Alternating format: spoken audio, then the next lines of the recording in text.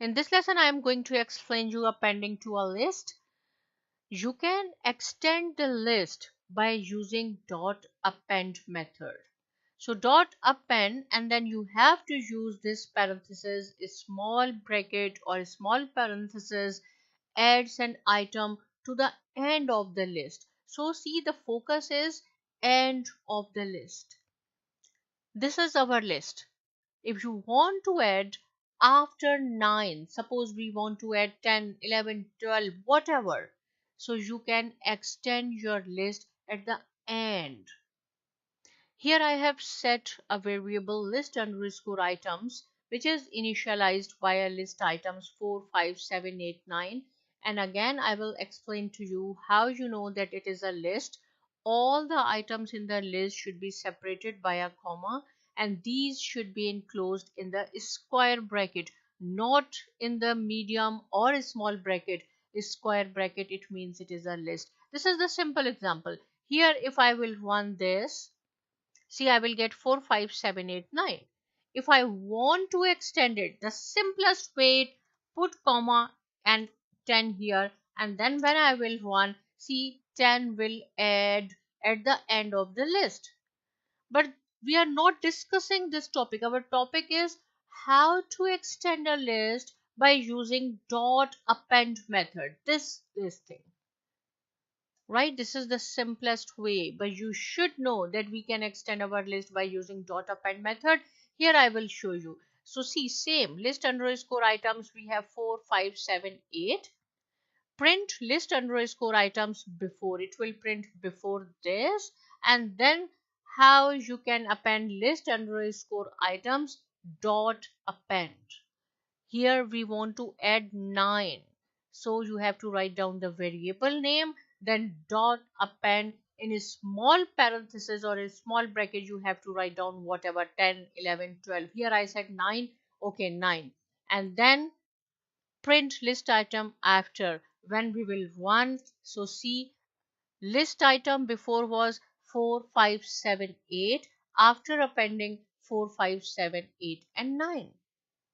So you can append your list at the end by using the append method. In this example, we have appended only one item, that is 9. But if you want to append 2 or 3 or 4 items, yes, you can do. Here I have set another example. So print list items start. So see, I will show you the difference between this and this. This is the starting was, and this is after adding, right? After appending. So this is of a new list. And then when I will run this, see, list underscore items dot append 6, then it will print this, then it will print this, then it will print this, right? If you want, you can write down print only one time. I have written 3 times only to show you the difference. When I will run this, so see, list items start, this one, 4, 5, 7, 8, 9. See, where we have ended, this is the starting point now, 4, 5, 7, 8, 9. And then 6 is added here, and after that 9 is here, and then 10 is here. So we have extend the list by using .append in one code cell. So see, when I will run this again one more time, now this is the ending point. It will be our starting point. See, when I will run one more time, this is 10 and this 10, then 6 will add here, 9 and then 10. If you want to run one more time, so see, this will be the starting point now. It will be the starting point. See, 10 and then it will add 6 again and 9 and 10.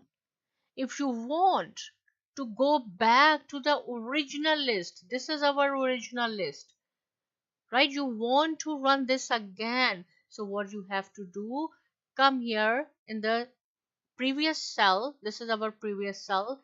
Click on the run. Now this is in the system.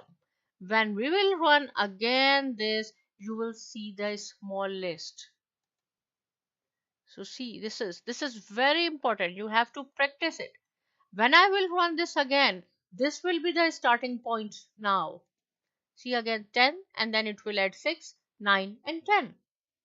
And now when I will run, this will be the starting point. If again you want to go back, then you have to go to the previous cell, bring your insertion point here, run it. I can do one more time. So in this way you will learn. Now these lists are in the system. When I will run here, again your list will be small. Right? Okay. One more example. Here I have a mixed underscore items which is equal to integer and a string. Yes, you can append integer or a string. It's not a rule that you can only append the integer. You can write down a string or float, whatever you want. So see here, when I will run this, mixed type is 6, and then flower was the initial, and then 7 and this rows. Same example I have made in a different way. When I will run this in one line, you will see it.